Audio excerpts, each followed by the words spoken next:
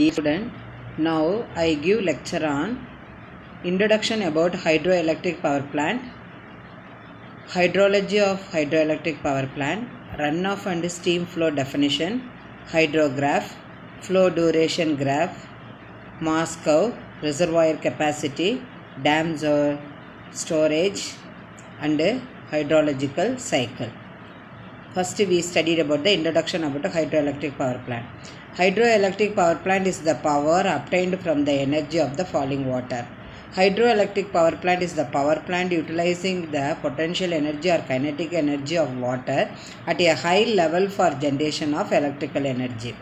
Solar energy in the form of heat is absorbed by oceans, rivers, resulting in the formation of clouds, eventual precipitation on land.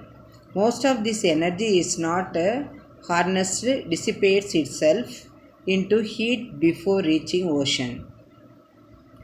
If harnessed, this can be converted into kinetic energy, and this kinetic energy is converted into mechanical energy by allowing the water to flow through the turbine. This mechanical energy is utilized to run the electric generator, which is coupled to the water turbine shaft. The power P is equal to WQH neta 9.81 into 10 to the power minus 3 kilowatt, where W is equal to specific weight of water in kg per meter cube, Q is equal to rate of flow of water in meter cube per second, H be the height of head in meter, neta be the efficiency.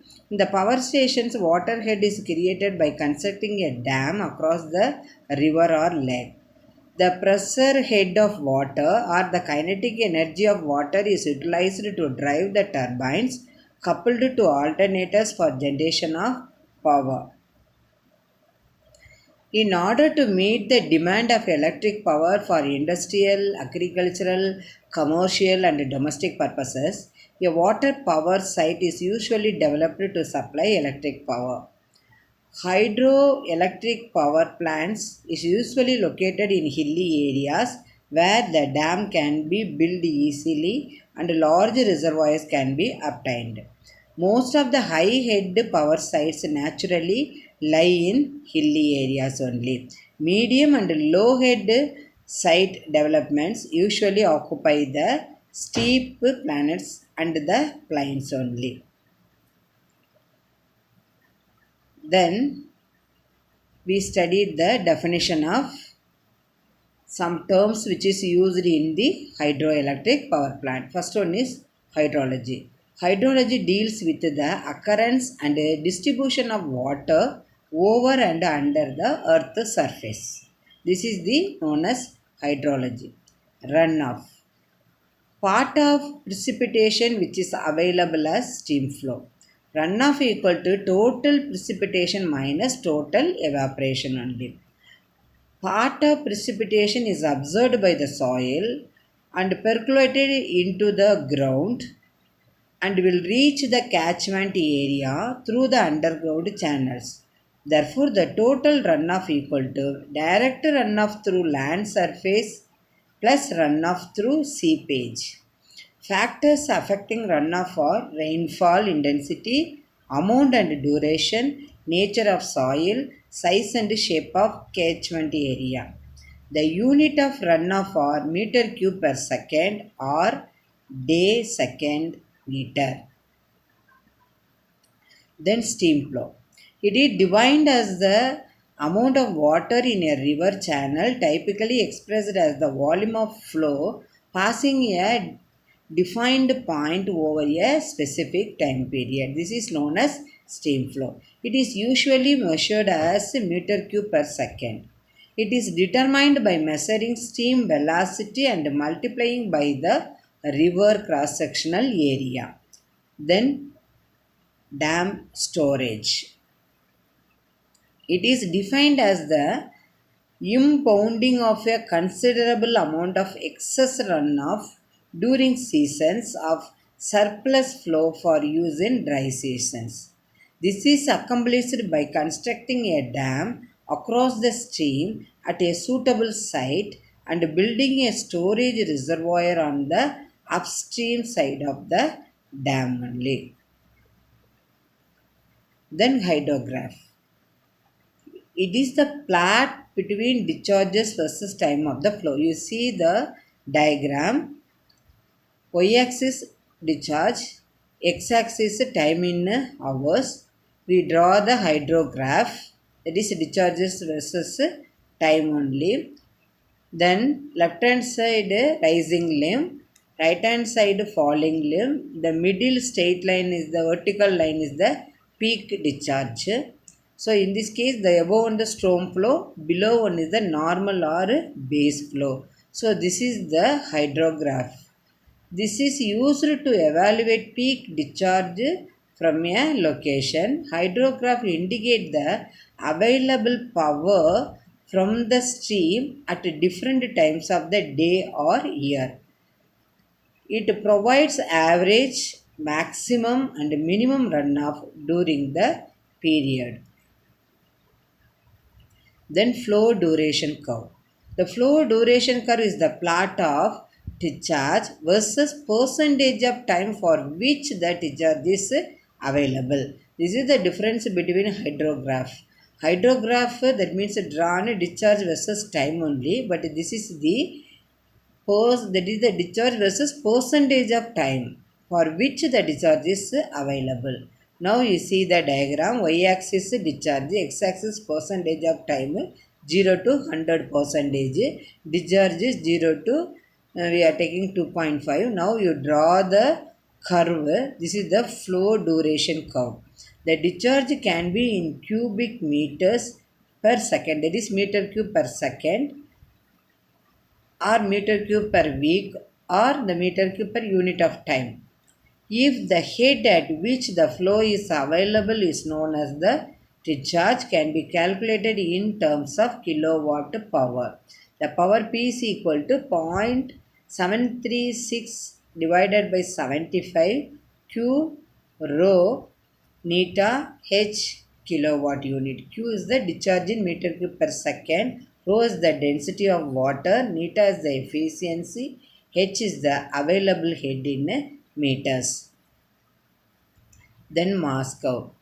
Now you see the diagram. Mass curve is drawn between the cumulative flow versus time. That means it is the cumulative volume of water that can be stored from a stream flow versus time.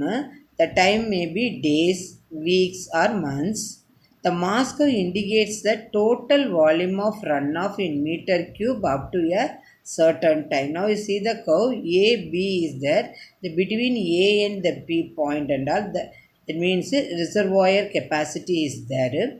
The curve and all is nothing but the mass curve only. The unit used for storage is either cubic meter or day second meter. The capacity of plant is based on the storage capacity, which can be modified by storage for same mass curve. The water stored in dams is pondage, and the water stored in upstream reservoir is storage. Then reservoir capacity. Reservoir capacity depends upon the inflow available and demand. The reservoir capacity, the inflow in the river is always greater than the demand. There is no storage required. If the inflow, that is the water inflow in the river is small but the demand is high, a large reservoir capacity is required. Demand means the maximum one. Okay, so therefore the reservoir capacity depends upon the water inflow available and demand only. The inflow the river is always greater than the demand. There is no storage required. If the inflow is small means the demand is high means a large reservoir capacity is required. Then hydrological cycle. The hydrological cycle, now we see the diagram. First ocean, from ocean to evaporation, then air, then condensation, then clouds, then precipitation, then percolation, then water table, then groundwater flow only. So in the from the planet runoff is there, transpiration is there. That means in the right hand side you see the diagram, temperature, evaporation, steam flow, snow and precipitation. So this is the cycle of hydrological cycle in the hydroelectric power plant. Now we detailedly study each and everything. First, evaporation. That means ocean to evaporation. Evaporation is the process by which water from solid or liquid state is converted into vapor form. That is gaseous state.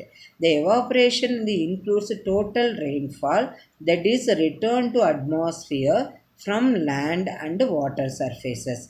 Evaporation by transpiration. The next, condensation.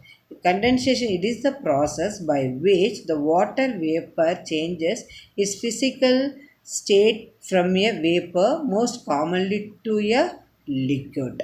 The condensation is brought about by cooling of the air or by increasing the amount of vapor in the air to its saturation point.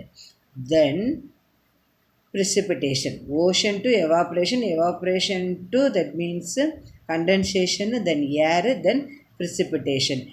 So the precipitation is nothing but the total condensation of moisture that reach the earth in any form, that is rainfall, ice, hails, dew or force is the example of this one. So the cause of precipitation other than dew and frost is adiabatic expansion of air. Percolation. It is the most movement of water through the soil and its layers by gravity and capillary forces. Transpiration. It is the biological process that occurs mostly in the day only, runoff. It is the flow from a drainage basin or watershed that appears in surface stream. So these are the terms used in the hydrological cycle. Thank you student for watching this video.